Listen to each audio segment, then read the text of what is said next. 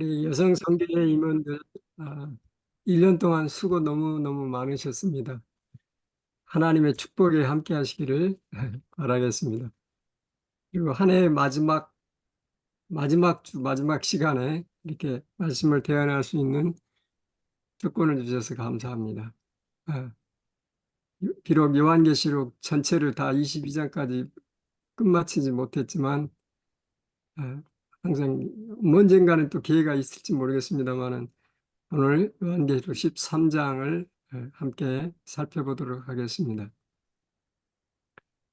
여러분, 전쟁터에서 적군과 아군을 분간하지 못한다면 어떤 일이 벌어질까요? 자기끼리 싸우는 거죠. 예, 혼선이 일어나겠지. 예, 아수라장이. 예. 그 사사기 7장에 보면 그 기디온 300명이 미디안의 수만이 되는 군대하고 싸우는데요. 어떻게 승리를 하나님께 하게 하셨냐면 미디안 군사 자기들끼리 싸우게 한 거예요. 그러니까 적인지 아군인지 구분을 아군을 적으로 본 거겠죠. 그래서 자기들끼리 싸워서 전멸하게 되는 거죠. 역대하 20장에도 보면 여호사밧 왕이 그 새 민족이 연합해서 침략해 옵니다. 그때 하나님께서 어떻게 하셨냐면은 그 침략해 온 연합군들이 자기들끼리 서로 싸우고 죽이도록 그렇게 혼란을 일으키게 하셨어요. 그러니까 적군인지 아군인지 분간을 못하는 거예요. 영적인 전쟁에서도 마찬가지입니다. 우리가 적인지 아군인지 분간을 못할 때에 혼란이 오게 되고 서로 죽이고 그렇게 하는 것입니다. 이 사단은 우리로 하여금 적군과 아군을 구분하지 못하도록 이장수를 쓰는데 아주 천재입니다. 그래서 마지막 시대에 우리가 살아남기 위해서는 특별히 예, 적군을 잘 알아야 돼요. 나를 알 뿐만 아니라 아군을 잘 알 뿐만 아니라 적군을 잘 알아야 돼요. 그런데 계시록 13장에서는 하나님께서 이 사단과 그의 동맹군들의 정체를 자세히 밝혀주고 있어요. 그래서 우리로 하여금 적인지 아군인지 아주 확실하게 구분해서 대처할 수 있도록 하나님께서 우리에게 지혜를 주셨어요. 이 계시록 13장 굉장히 중요합니다. 그래서 오늘 함께 살펴보겠습니다. 시간이 짧기 때문에 깊이 있게 들어가지는 못할지라도 여러분들께서 동기부여를 좀 받으셔서 앞으로 계속 계시록을 열심히 좀 공부해 주셨으면 좋겠습니다.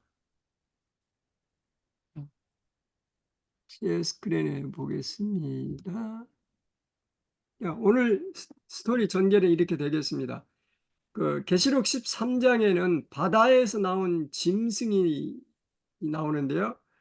우리가 이제 결론적으로 제가 말하면 그 짐승을 우리가 이미 공부한 것처럼 교황권을 가리킵니다.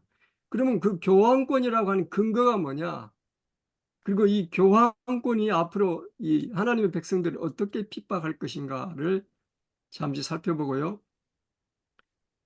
또 계시록 13장에는 크게 두 짐승이 나타나요. 하나는 복합짐승, 교황권의 복합짐승, 또 하나는 두 뿔 가진 새끼양 같은 짐승이 두 뿔을 가진 새끼양 같은 짐승이 나옵니다. 근데 그 짐승이 우리가 이제 이미 공부하셨지만 미합중국이에요. 아메리카예요. 근데 그 미국을 통해서 짐승의 우상과 짐승의 표가 나타날 거예요. 그러면 이 짐승의 우상과 짐승의 표가 무엇인지 살펴보겠습니다. 그 다음에 이제 결론적으로 이게 제일 중요하겠죠. 우리가 그러면 이 사단의 대리자들, 사단의 함께 동역하는 사람, 이런 세력에서 이 두 짐승의 세력과 이런 영향력에서 우리가 벗어나서 살아남기 위해서는 이 재림 성도로서 특별히 우리가 어떻게 해야 될 것인가? 가장 긴급한 일이 무엇인가? 이걸 한번 살펴보도록 하겠습니다. 그리고 분과토에서는 나의 이름이 분명히 어린 양의 생명체에 기록되어 있으리라는 어떤 증거를 예수님은 내게 주셨는가? 쉽게 표현한다면 내 이름이 하늘 생명책에 분명히 있다고 하는 것을 내가 어떻게 확신할 수 있는 건가 하는 얘기입니다. 자, 그러면 먼저 우리 성경을 한 구절 한번 찾아보고 시작하겠습니다. 뭐 시간이 많으면 다 읽고 일일이 절마다 이렇게 주소가면 좋겠지만은 한 세 절만 제가 보겠습니다. 계시록 13장 1절입니다. 내가 보니 바다에서 한 짐승이 나오는데 뿔이 10이요 머리가 7이라. 그 뿔에는 10면류관이 있고 그 머리들에는 참남된 이름들이 있더라. 그러면서 그 뒤로 계속 이 짐승의 정체를 설명하고 있습니다. 그 다음에 다니엘서 7장, 어느 분이 다니엘 7장 3절과 8절을 한번 읽어봐 주십시오. 다니엘서 7장 3절과 8절입니다. 3절과 네. 3절과 몇 절이요? 3절과 8절이요. 네. 큰 짐승 넷이 바다에서 나왔는데 그 모양이 각각 다르더라. 예. 그다음에 8절은 예. 내가 그 뿔을 유심히 보는 중에 다 큰 작은 뿔이 그 사이에서 나더니 첫째 뿔 중에 셋이 그 앞에서 뿌리까지 뽑혔으며 이 작은 뿔에는 사람의 눈 같은 눈들이 있고 또 입이 있어 큰 말을 하였더라. 예, 감사합니다. 자, 다니엘 7장을 이미 공부하셨다고 가정을 하고요. 다니엘 7장에 나오는 바다에서 나온 네 짐승 중에서 그 중에서 특별히 작은 뿔, 이 작은 뿔과 계시록 13장에 묘사된 복합 짐승은 신원이 같습니다. 같은 존재예요. 그래서 다니엘 7장에 나와 있는 그 작은 뿔의 신원조회를 한번 해보겠습니다. 요약해 보면 다니엘 7장을 이제 공부해 보시면 그 일어나는 장소가 언제냐면 넷째 짐승인 노마 영토에서 일어납니다. 작은 뿔이 일어나는 때는 넷째 짐승인 노마가 10뿔로 나뉘어진 직후에 나타나요. 그 다음에 이 작은 뿔은 10뿔 가운데서 일어납니다. 10뿔 중에 하나가 아니고 10뿔 가운데서 일어납니다. 그 다음에 그 먼저 나온 세 뿔이 그 앞에서 뽑혀요. 뭐 헤룰리, 반달, 동코트 이런 세 나라가 뽑힙니다. 이미 공부하셨을 거예요. 그 다음에 국가적인 성격으로는 10뿔과 같은 왕국이에요. 이 작은 뿔이. 뿔은 왕국을 상징하죠. 이 작은 뿔도 왕국의 하나예요. 10뿔과 다른 점은 뭐냐면 10뿔은 주로 하나의 그 나라로서 왕국 역할이지만은 작은 뿔은 거기다 더해서 종교적인 그 색채가 강해요. 그 다음에 규모와 용모에서는 규모가 작고 규모가 작아요. 아주 작아요. 눈과 큰 입이 있어요. 종교적인 특성으로는 대담한 말로서 하나님을 대적해요. 작은 뿔이. 하나님의 백성을 핍박합니다. 하나님의 때와 법을 변경하려고 해요. 다니엘 7장에 있는 얘기입니다. 한때, 두때, 반때 동안 전성해요. 1260년 동안. 그런데 최후의 운명은 어디냐? 마지막에는 통치권을 빼앗기고 종말에 이르게 된다고 하는 게 다니엘 7장이에요. 근데 이 다니엘 7장에 묘사된 작은 뿔이 계시록 13장에 나오는 복합 짐승하고 같은 짐승이에요. 그걸 보겠습니다. 다니엘 7장의 네 짐승, 그 다음에 계시록 13장에 나오는 첫 짐승 한번 보시면은요. 다니엘 7장에 보면 그 독수리 날개에 있는 사자가 나오죠. 근데 계시록 13장의 첫 짐승이 뭐냐면 사자의 입이 나와요. 그래 다니엘 7장의 사자는 우리가 잘 알지 바벨론을 상징하죠. 그 다음에 곰이 나와요. 한 발을 든 곰, 메데파사 나라로 표상되죠. 곰의 발이 나옵니다. 계시록 13장 똑같죠. 곰, 메데페르샤예요. 그 다음에 표범, 그리스죠. 표범과 비슷하다 그랬어요. 계시록 13장이. 다니엘 7장에 10뿔 가진 짐승이고 계시록 13장에도 뿔이 몇 개예요? 10개예요. 이게 노마를 상징합니다. 나중에 이제 노마가 유럽의 10나라로 분열이 되죠. 머리가 7 이렇게 나옵니다. 이래서 이 다니엘 7장의 작은 뿔과 요한계시록 13장의 복합 짐승이 같은 아, 성격의 일이라는 걸 우리가 알 수 있습니다. 자, 하나 더 보겠습니다. 다니엘 7장 20절과 26절, 8장 9절에서 14절과 계시록 13, 3절에 보면 다니엘 7장에서 뭐라고 하냐면 큰 말하는 입이 있다 그랬어요. 계시록 13장에는요. 참남된 말하는 뭐가 있어요? 입이 있어요. 이 같은 얘기입니다. 지금 다르게 표현한 거예요. 성도들을 괴롭게 한다 그랬습니다. 다니엘 7장에서는. 계시록 13장에서는 성도들과 싸워 이긴다 그랬어요. 그 다음에 지극히 높은 자를 대적한다. 하나님을 회방한다. 똑같은 말이죠. 한때, 두때, 반때 동안 전성기를 누려요. 계시록 13장에는 42달이라고 그랬어요. 1260일 똑같은 여행 기간입니다. 한때는 360, 두 때면 360 플러스 300, 720, 반 때는 얼마예요? 180. 그죠? 합치면 1260. 42달이면 32달이면 32씩 해가지고 1260 같습니다.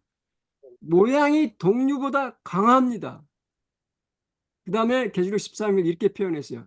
누가 이 짐승과 같으뇨? 탁월하다는 거죠. 뛰어나다는 거죠.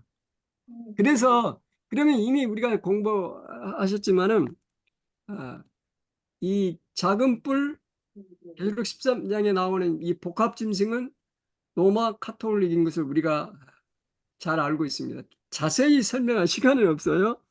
자, 1260년 동안 로마 교황권이 전성기를 부른 때가 538년에서 1798년까지죠. 1798년 2월 10일에 교황 바오로 6세가 프랑스의 그 버티에 장군에 의해서 체포가 됩니다. 그래서 나중에 발렌성에 유배돼 가지고 그곳에서 죽습니다. 그래서 치명적인 상처를 입어요. 그러나 그 상처가 다시 치유돼 가지고 다시 살아납니다. 그게 1929년에 라테란 조약을 통해서 108에이커에 달하는 그 바티칸 교황 그 바티칸 시를 확보하게 됩니다. 그러니까 작아요. 그러나 큰 말하는 입이 있어요. 그죠? 지금 전 세계적으로 가톨릭 인구가 엄청나죠. 근데 이게 또 하나 중요한 게 뭐냐면 계시록 13장에 보면 이 짐승이 복합 짐승이 족속과 백성과 방언과 나라를 통치한다 그런 말이 있어요.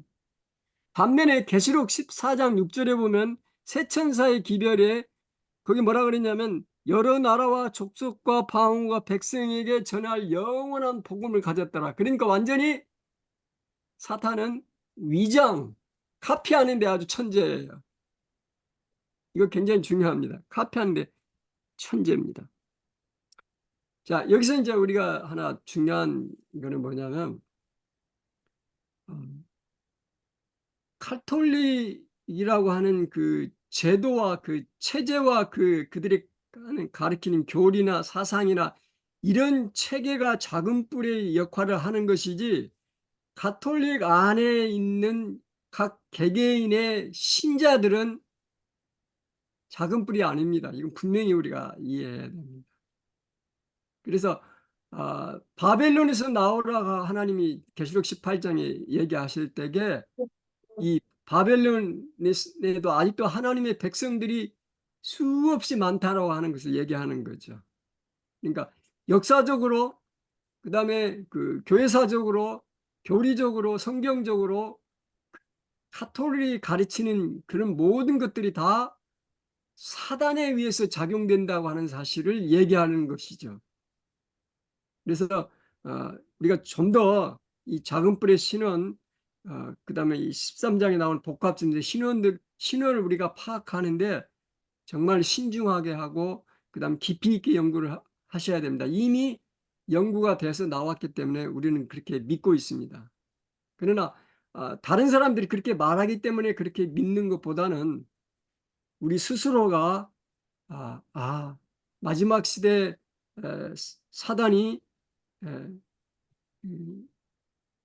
그 어떤 세력을 통해서 역사할 텐데 그 세력의 정체가 뭔지를 내가 충분히 파악하고 있어야만이, 내가 충분히 적이 누구인지를 알고 있어야만이 내가 적과 마주해서 싸울 수 있다는 것이죠. 그래서 우리가 신원을 파악하는 게 굉장히 중요합니다. 그 다음에 두 번째, 그 땅에서 올라오는, 계속 입으면 새끼양 같은 두 뿔이 나옵니다. 땅에서 올라옵니다. 복합짐승은 어디에서 올라왔어요? 바다, 바다에서 올라왔어요. 이 새끼양 같은 두 뿔은 어디서 올라와요? 땅에서 올라옵니다. 땅. 음. 근데 바다는 요한계시록 바다는 물이 백성을 상징합니다. 그러면 어, 땅에서 올라왔다고 하는 것은 사람이 없는 곳에서 올라오는 거죠. 그래서 이게 우리가 잘 아는 메이플라워를 타고 신대륙으로 건너간 그 청교도들, 거기서 시작한 게 이제 미합중국. 두 뿔은 정치와 종교의 분리를 얘기한다. 그리고 뭐 자세히 그렇게 우리가 얘기할 수 있겠죠. 근데 분명한 거는 여기 그 미합중국 통해 앞으로 그 예언상 미국이 이 첫째 짐승에게 권한을 받아가지고, 그러니까 용은 첫째 복합 짐승에게 권한을 주고, 복합 짐승은 새끼양 같은 돛불로 상징된 미국에게 권한을 줘가지고 둘째 짐승이 이 첫째 짐승을 섬기도록 그렇게 할 겁니다. 그런데 그 섬기도록 하는 그 장치가 뭐냐면 우상을 만드는 거예요. 짐승의 우상을 만드는 겁니다. 그리고 짐승의 표를 만들어 가지고 짐승의 표를 받지 않는 사람 누구든지 매매를 못하게 하죠. 마지막 시대. 심지어는 사형 명령까지 내릴 겁니다. 그러면 이 짐승의 우상이 뭐고 짐승의 표가 뭔지를 알아야 되겠죠. 예. 그래서 많은 성경학자들은 이 짐승의 우상은 하나의 그 정치와 종교가 합작품으로 만들어진 어떤 정치와 종교의 한 큰 세력으로 봅니다. 짐승의 우상. 그래서 이 짐승의 우상을 통해서 짐승의 표를 받도록 손이나 이마에 표를 받도록 강요를 할 거예요. 그러면 이 짐승의 표가 뭐냐? 여기 또 계시록 보면 짐승의 수가 또 나와요. 666이다 그랬는데 보통 짐승에서 666을 제가 어렸을 때부터 이 666은 비카리우스 필리데이라고 하는 말로 그 로마 숫자로 교황이 쓴 그 3층 면류관에 비카리우스 필리데이란 말, 하나님의 대리자라는 뜻이죠. 그게 숫자가 로마자로 합치면 666이라고 그렇게 주로 해석을 해 왔습니다. 근데 최근에는 뭐 그것도 뭐 전혀 배제하지는 않지만은 최근에는 어떻게 그 해석하냐면 666을 상징수로 봅니다. 실질적인 그렇게 어떤 숫자의 그보다도 상징수. 그래서 7은 완전수를 가리키고 하나님의 숫자죠. 6은 사단의 숫자입니다. 그래서 이 바벨론 나라라고 하는 나라는 원래 육진법을 썼다 그래요. 지금 십진법 쓰죠. 육진법을 썼다 그래요. 그래서 이 시계도 보면 우리가 60분이죠. 한 시간에 60분. 이 바벨론에서 나왔다고 그래요. 60분 시간이 나오는 게. 그 다음에 느부갓네살의 두라 평지에다가 그 큰 신상을 세울 때 그 신상의 규모가 높이가 60규빗이에요. 넓이가 6규빗. 그러니까 이 6이라고 하는 숫자는 상징적으로 7이라는 숫자가 하나님을 나타내듯이 하나님을 대적하는 사단의 숫자가 6이라 그렇게 상징적인 숫자로 봅니다. 뭐 anyway 뭐 이렇게 해석하든 저렇게 해석하든 중요한 거는 우리가 그 사단이 앞으로 어떤 일을 할 것인가를 우리가 잘 파악하는 게 중요한 것 같습니다. 그래서 그거를 우리가 잘 방어할 수 있기 때문입니다. 자, 여기 보면은 이렇게 정리를 해보겠습니다. 짐승의 우상이란 뭐냐? 아, 자, 어느 분이 한번 읽어봐 주셔요. 짐승의 우상은 자기의 교리를 강요하기 위하여 국권의 도움을 구해서 생겨나게 된 배교한 개신교도들의 단체를 나타낸다. 짐승의 표란 하나님께서 안식일 제도를 통해서 당신이 백성의 이마에 인을 두시는 것처럼 사단도 일요일 제도를 통해서 사람들이 손과 이마에 짐승의 표를 받게 한다. 짐승의 표는 어떤 종류의 가시적인 표시가 아니다. 예. 자, 마지막 시대의 그 대쟁투는요, 참 이건 중요한 얘기인데요. 믿는 사람과 믿지 않는 사람과의 싸움이 아니에요. 그렇죠? 믿기는 믿는데 다르게 믿는 사람하고 다르게 믿는 사람과의 싸움이에요. 보세요. 종교 개혁 동안에 그리스도인을 핍박한 사람들이 누구냐면 그리스도인들이었어요. 하나님을 믿는 사람들이었거든요. 마지막 시대에도 이 개신교도들인데요. 배교한 개신교도들이 하나님을 참되게 믿는 개신교도들을 핍박할 거예요. 무신론자들이 아니에요. 하나님을 믿는 사람. 그러니까 우리가 믿어도 제대로 믿어야 된다는 거죠. 잘못 믿으면은 사단 편에 설 수 있어요. 이 짐승의 우상이 강요할 게 뭐냐면 짐승의 표예요. 이게 우리는 안식일을 우리 하나님의 인이라고 그러잖아요. 그러면 하나님 안식일이 하나님의 인이라 그러면 사단의 그 인은 뭘 거예요? 일요일 제도예요. 일요일 협령입니다. 아직은 이게 그 완전하게 이렇게 다 충분하게 법령으로 제정해서 충분하게 이루어지지 않았지만 서서히 이게 이루어지고 있습니다. 이건 우리가 주시해야 될 일이에요. 그래서 마지막 시대 계시록 14장에서 특별히 안식일 계명, 창조주 하나님을 경배하라고 하는 의미가 안식일 계명은 하나님께 충성하느냐, 일요일 제도는 사단에게 충성하느냐, 예배하느냐, 이게 갈림길이거든요. 그래서 아직 이런 그 확실한 이 하나님의 말씀을 깨닫지 못한 사람들에게 이 사실을 우리가 알리는 게 우리의 이제 사명이죠. 그래서 마지막 시대에 정말 우리가 하나님의 계명인 안식일을 지킬래? 아니면 모든 개신교들이 따르는 일요일을 지킬래라고 강요하게 될 때 선택을 하고 그럴 때 만약에 내가 안식일을 계속 고수하고 지키기를 고수하고 일요일을 지키지 않는다 그러면은 앞으로 매매를 못하게 하고 생계를 못하게 하겠다. 심지어 사형까지 하겠다 할 때 여러분은 어떻게 하시겠습니까? 지금 준비되고 마음적으로 각오하지 않으면은 그때는 흔들리기 쉬울 거예요.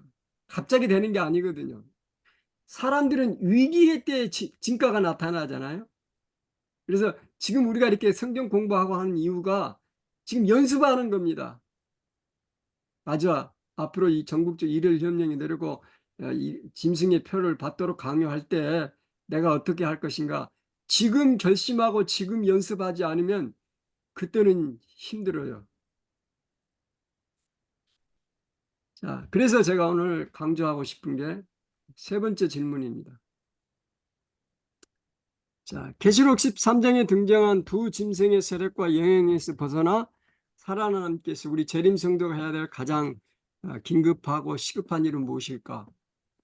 두 가지를 말씀드리겠습니다. 한자 수고에 지피지기면 백전, 백승.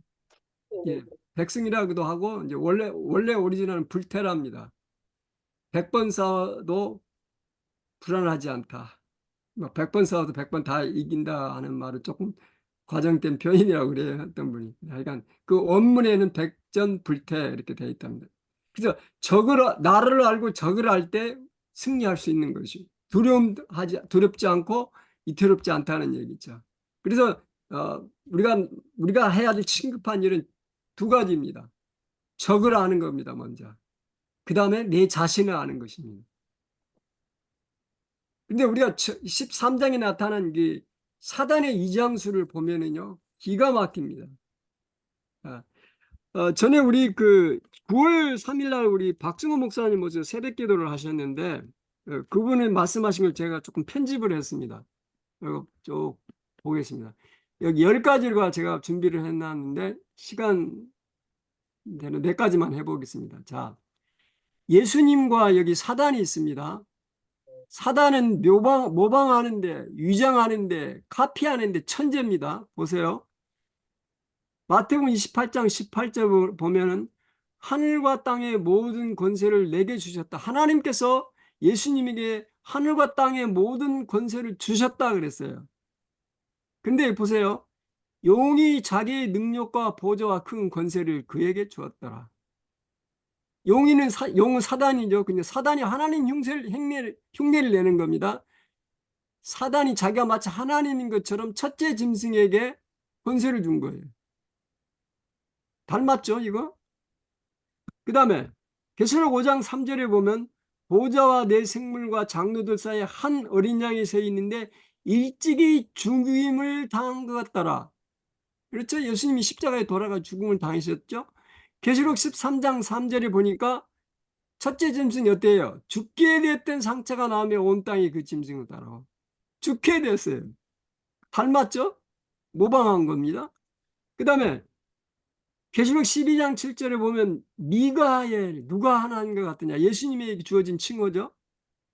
여기 계시록 13장 4절 보세요. 짐승에게 경배하여 이르되 누가 이 짐승과 같으냐? 누가 하나님과 같으냐? 누가 이 짐승과 같으냐? 모방하는 데 아주 천재입니다. 누가복음 3장 23절에 보면 예수님께서 30세의 공생애를 시작하셨어요. 그죠? 30세 시작에 3년 반이에요. 42달이에요. 계시록 13장 5절에 보니까 이 첫째 짐승이 42달 동안 일할 권세를 받았다는 얘기죠. 비슷하게. 자, 이렇게 여러 가지가 있습니다.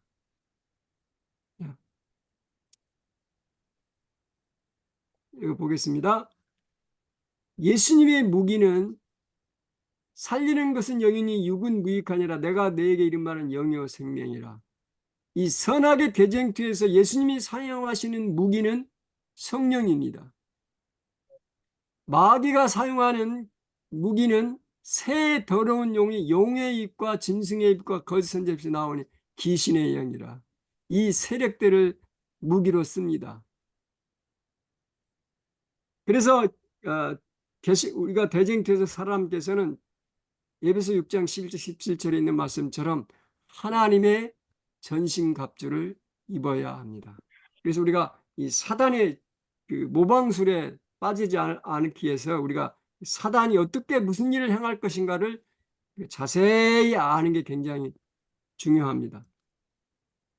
자, 두 번째는 나 자신을 아는 것입니다. 승리의 싸움에서 이길 수 있는 그 힘, 역량을 키우는 겁니다. 저는 3가지를 여러분에게 좀 말씀드리려고 합니다. 역량을 키우는 것. SDA. 우리 세븐스데이 애드벤티스트 처치 멤버들은 SDA를 소유한 사람들. 첫째는 stand firm. 진리의 원칙 위에 굳게 서는 것입니다. 예. 요한복음 8장 32절에 진리를 알지니 진리가 너희를 자유케 하리라. 요한복음 14장 6절 예수께서 가라사대 내가 곧 진리요 길이요 생명이 나로 맘지 않고는 아버지께로 오릅니다. 여러분 중요한 것은 진리는 성경이 아니에요. 진리는 누구예요? 예수님이에요. 예수님. 성경은 예수님을 증거하는 거예요. 그런데 우리가 성경은 잘 알되 예수님은 알지 못하는 경우가 있어요, 없어요? 있지. 있습니다. 성경을 그냥 지식으로만 알아. 그래서 우리가 성경 말씀을 알라가 아니라 진리를 알아는 거죠. 진리가 누구예요? 예수님이에요. 예수님은 진리 자체였어요. 그래서 우리가 예수님을 모르고 신앙생활을 하면은 성경 박사를 할 때 아무 소용이 없습니다. 마태복음 7장에 그랬잖아요. 너희가 뭐라 그랬습니까? 내가 귀신도 쫓아내고 뭐 예언도 하고 뭐 방언도 하고 뭐 뱀을 별거 다 했지만 예수님 뭐라고 그러셨어요? 내가 너를 알지 알지 못한다. 못한다. 중요한 건 우리가요, 성경을 연구하는 이유는요, 예수님을 알기 위해서 하는 것입니다. 영생은 곧 유일하신 참 하나님과 그의 보내신 자 예수 그리스도를 아는 것이라 그랬습니다. 그다음 두 번째는 don't be fooled. 사단의 이장소에 속지 말라는 것이죠. 데살로니가서 2장 10절에도 불의의 모든 속임으로 멸망하는 자들이 임하느니 이는 저희가 진리의 사랑을 받지 아니하냐 구원함을 얻지 못하니라. 적군을 알지 못해서 그냥 넘어가는 거예요. 그 다음에 Assure your name is written in the Lamb's Book of Life every day. 자신의 이름이 어린 양의 생명책에 기록되어 있는지 매일 확인하라. 계시록 13장에서 저는 주제절을 택하라 그러면 13장 8절을 택하겠습니다. 죽임을 당한 어린 양의 생명책에 창세 이후로 농명되지 못하고 이 땅에 사는 자들은 다 짐승에게 경배하리라. 저와 여러분의 이름이 생명책에 있는지 매일 확인해야 돼요. 예. 고린도서 13장 5절에도 너희가 믿음에 있는가 너희 자신을 시험하고 너희 자신을 확증하라. 예수 그리스도께서 너희 안에 계신 줄을 너희가 스스로 알지 못하느냐. 그렇지 않으면 너희가 버리운 자니라. SDA 기억하시기 바랍니다. 자, 이제 계시록 13장을 요약해 보겠습니다. 우리 누가 한번 읽어봐 주실래요? 념과 탄상 계시록 13장. 만약 선악간의 대쟁투에서 적군과 아군을 분간하지 못한다면 어떤 일이 벌어질까? 사단은 위장술의 천재이다. 모방을 통하여 하나님의 백성들을 혼란에 빠뜨린다. 하나님께서 예수님께 권세를 주신 것처럼 마태복음 28장 18절. 사단도 첫째 짐승에 권세를 준다. 계시록 13장 2절. 하나님께서는 예고하시고 경고하시고 충고하셔서 하나님의 백성들을 보호하시고 구원하시길 원하신다. 그러나 모든 길을 한꺼번에 알려주시지는 않는다. 한 걸음씩 인도하신다. 그것은 우리의 유익을 위해서이다. 매 걸음마다 주님의 인도하신 음성을 듣고 따르는 것만이 유일하게 살아남는 길이다. 미래의 예언들이 정확히 언제 어떻게 전개될지를 모른다 하더라도 우리는 주님을 끝까지 신뢰할 수 있다. 말씀을 따라 살자. 예. 아멘. 내 발걸음마다 주님의 인도하시는 음성을 듣고 따르는 것만이 유일하게 살아남는 길이다. 하나님께서는 우리들 한꺼번에 모든 길을 다 알려주시지 않습니다. 알려주신다 해도 우리가 다 소화를 못 시켜요. 그래서 한 걸음씩 한 걸음씩 우리를 인도하십니다.